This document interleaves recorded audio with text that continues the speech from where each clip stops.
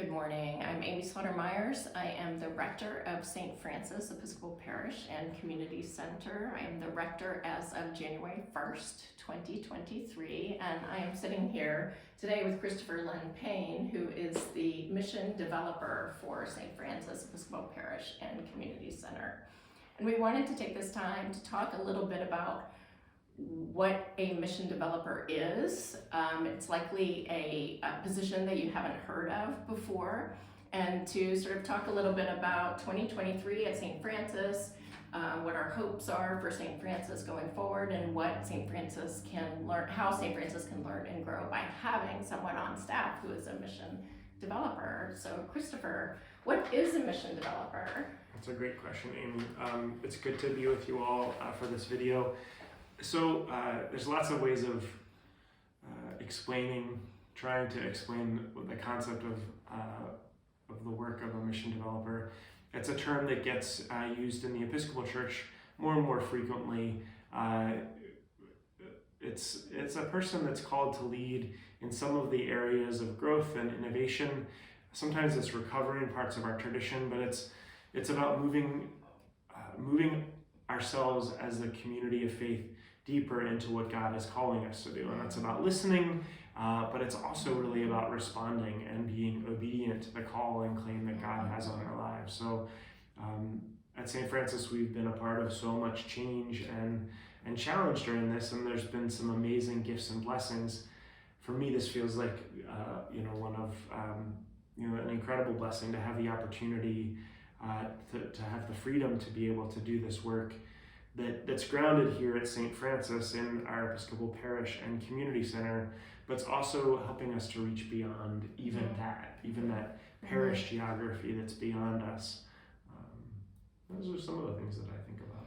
Yeah, so I really appreciate that. And we've had just, so that for the whole, I think 12 months, the whole 12 months of 2022 Vestry, we've done a lot of work and praying and with the officers about what this new configuration of leadership at St. Francis could be, with me as Rector and Kristofer as mission developer. And you use the word freedom, and I want to sort of push into that a little bit. Some of the changes that have happened recently is that we have St. Francis spun off a separate 501c3 that's a nonprofit organization that is not under the direction of our Vestry and Officers, but has its own board and its own mission and its own way of operating. And here in 2023, that gives St. Francis Episcopal Parish and Community Center the freedom to be able to discern and to grow as the community that God is calling us to be here on this little hill on Pot Spring Road here in 2023. And so going back to this concept of freedom, what freedom, now that you are no longer the rector or have that kind of role, talk about that a little bit. What is the freedom? You were a rector, now you're mission developer. Yeah, so there's lots of ways I could answer that, but I think about the work that Molly Phelps is doing as our community organizer here at St. Francis. This invitation for us to listen deeply and to hear, and not just listen to one another, those that have arrived, but how do we listen beyond us as well? If you're listening in an effective way, you don't know what you're going to hear, but the discipline of listening requires you to lean in and to pay attention. And I think listening really is more than just passivity. In fact, the act of listening is about response and ensuring that that the person that is sharing has heard. And so when I think about the things that are emerging out of the work here, all of the food ministry work that is growing out, the educational justice work, the environmental work that's happening here. I'm also struck by the fact that in Baltimore County, we are seeing drastic increases in rates of poverty, and we're going to see more and more people that are becoming homeless. And so how do we address that? And so I've been wondering a lot with you and with our vestry and with beyond St. Francis, with the diocese, how do we as a larger church use the properties that we have? There are a lot of churches in our neighboring communities in Baltimore County that have vacant buildings, and how could we repurpose those? Mm-hmm. Things are things that might not, the diocese might not be able to accomplish on its own, but Mm-hmm. I feel like St. Francis is in this position where it can support that work in new and different ways to help agitate and lead that forward. And so I'm excited to see where some of those conversations are going.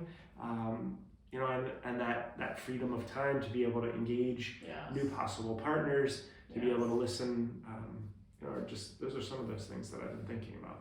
I really appreciate how you answered that question. I really appreciate your lifting up of listening, because one of the things that can be so easy in my experience as a lifelong Episcopalian, as a former Vestry member, as former parish ministry staff, is a lot of times I think in the church that I have all the right ideas, that I have something that the world needs from me in the church, and that's not actually what God models for us. What God models for us is that we listen to others, and then in that listening, something new is created. And so, like in your example,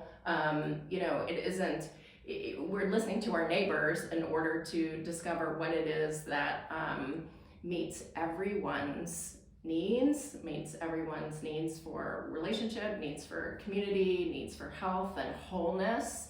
And it isn't a service project or service orientation, right? Because when we listen to one another, we have to really, as you said, I think, didn't you say we have to be open to not know what is going to come from that? So that freedom for you to be creative, and that is really exciting. And I believe that energy and that creativity and what you will experience and hear, you can draw St. Francis more and more deeper into that work too, and that's really exciting.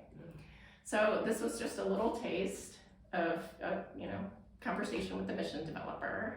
You'll see Kristofer next week at the annual meeting, which is Sunday, February 12th at 9 a.m. It will be live streamed if you can't come in person, and then we will go right into our worship service at 10.